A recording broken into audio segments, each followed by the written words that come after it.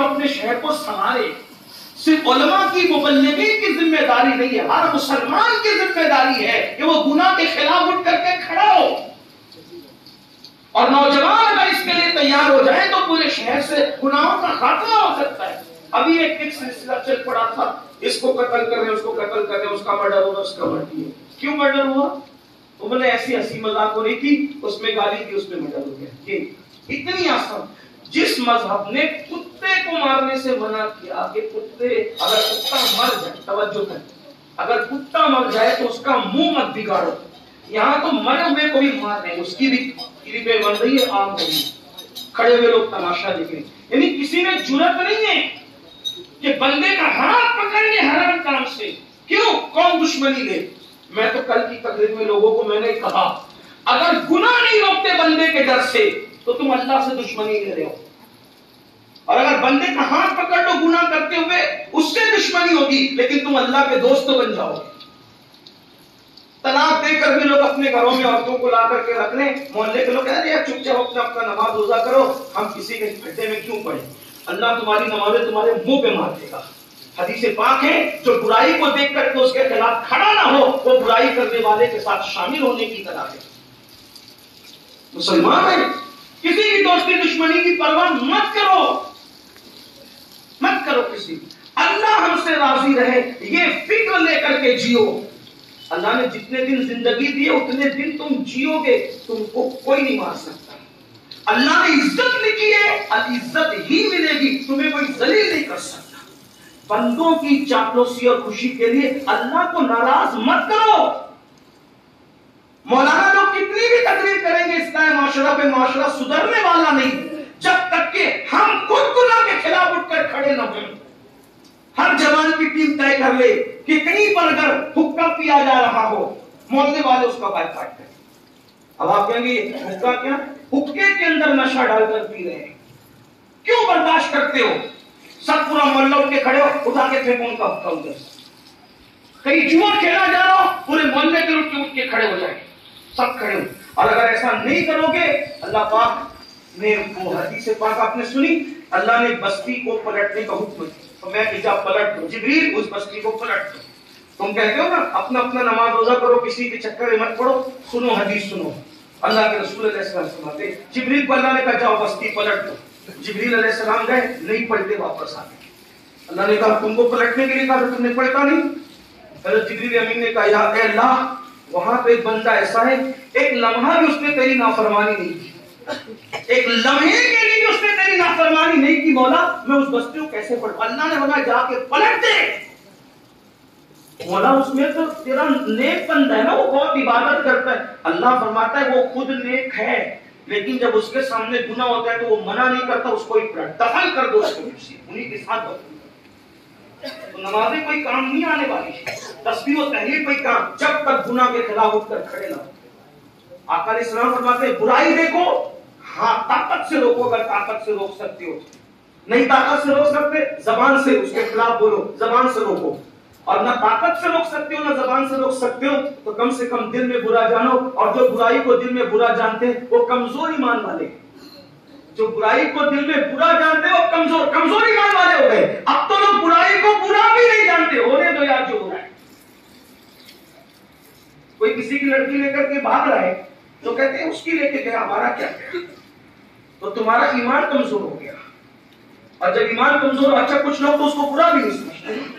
मैं कहता हूं 4-6 लोगों को इबरत का निशाना बना दो, देखो सब सुधर जाए। कोई सूद का धंधा करने वाला दावत दे, शादी की दे, वलीमा की दे, हत्ता के नियाज शरीफ की दावत दे, पूरा मोहल्ला बाइकाट करो, ना जाओ। जिनको मालूम है वो ना जाए, लोगों को जो जिनको मालूम है वो कह के ना जाना।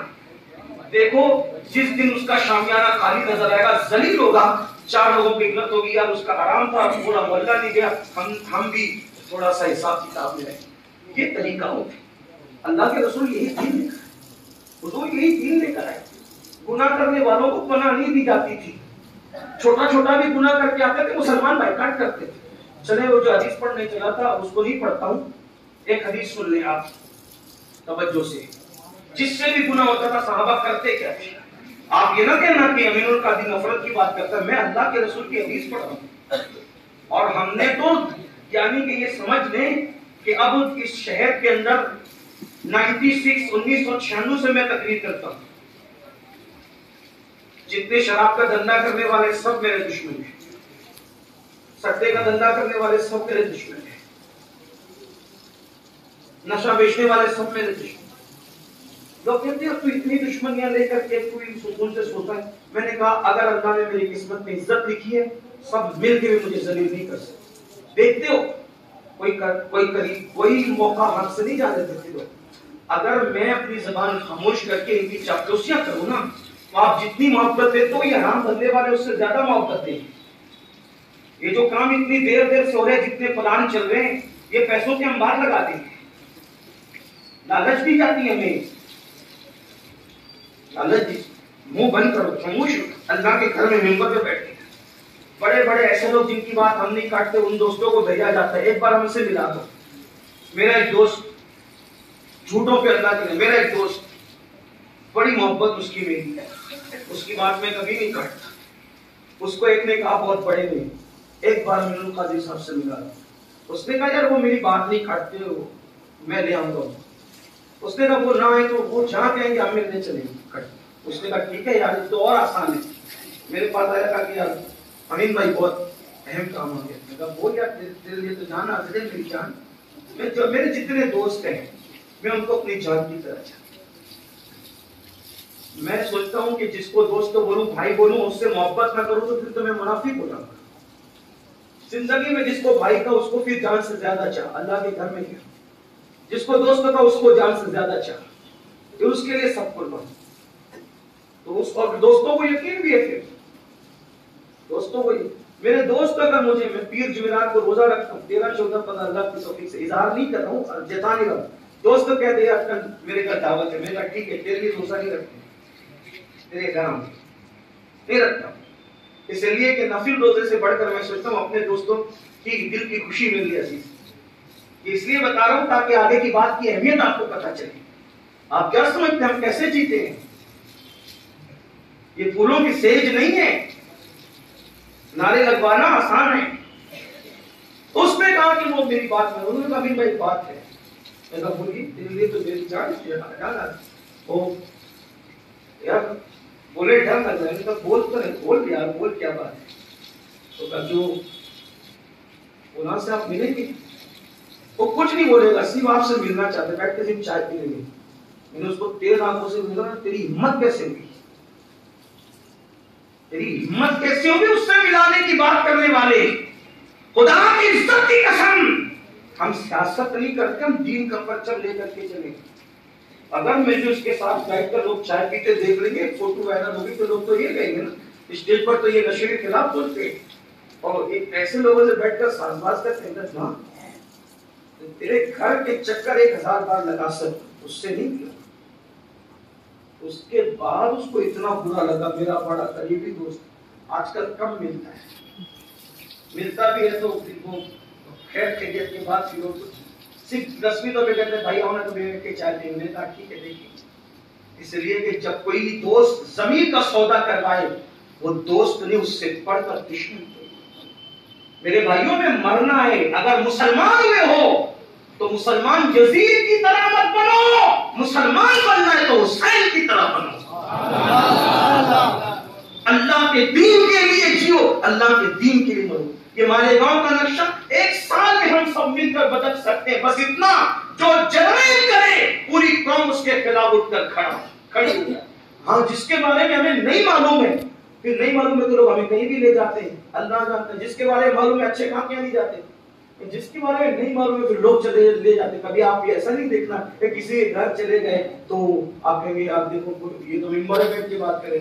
मैं आपको ये बात बताऊं कि अल्लाह गवाह है, मेरा रब जानता है, हम जो बात कहते हैं ये जो दुश्मनियां इसीलिए है। एक साहब बीमार पड़ गए, सियासी लीडर बहुत बड़े, मुझे किसी ने कहा चलो इयादत के लिए। मैंने कहा भाई जाएंगे तो चाय पिलाएगा, अरे इयादत करना सुन्नत है, चले लेकिन चलेंगे। कहा फिर चाय से कैसे बचोगे? मैंने कहा इस तरह बचेंगे कि यहाँ से पान खा के चलेंगे। मुंह में पान खा के गए, वहीं जाकर के बैठते पान चलाते रहे। 4 बार का चाय पीने का नहीं, पान खा के थूक गया, दूसरा मंगा देंगे, नहीं वो पान बहुत अच्छा है, देख ये बात आपको इसलिए बता रहे मेरे भाई कि आपको गुनाह के खिलाफ उचित रहना पड़े, वरना हमारी आने वाली नस्लें तब आज मालेगांव जितना बदनाम हो रहा है इससे ज्यादा बदनाम हो। आज बेटियां बुर्का पहनकर जो काम कर रही है, अल्लाह न करे आप सोच रहे हो किसी और की बेटी करे, ये गंदी सीख हमारी बेटियां भी सीख लेगी। और अगर बेटियां ना भी सीखें, अगर हमारी चंद की बेटियां नेक रहेगी तो पूरा माशरा तो बदनाम है ना। हमारी बेटियों को अच्छे रिश्ते कैसे आएंगे, हमारे बेटों को अच्छे रिश्ते कैसे आएंगे? इसलिए हमें कुछ करना पड़ेगा। अल्लाह के रसूल अलैहिस्सलातु व तस्लीम फरमाते हैं, अल्लाह ने जिब्रील से कहा ज़मीन पलट दो, वो तो खुद इबादत करता है लेकिन उसके सामने गुनाह होता है तो वो रोकता नहीं है किसी को, कुछ इबादत काम नहीं आने वाली। तो बात दूर निकल गई, हमें नमाज भी पढ़ना है और वो भी जिक्र अस्कार भी करना है, तो जल्दी जल्दी से हदीस पढ़ो आगे से। तो मालेगांव मुस्तफ़ा भंगार बाज़ार डायमंड कारपेट होलसेल रेट में कारपेट दिया जाता है। हर किस्म का यहाँ पर कारपेट दिया जाता है। हमारा पता याद रखें, मालेगांव मुस्तफ़ा भंगार बाज़ार डायमंड कारपेट होलसेल रेट में दिया जाता है।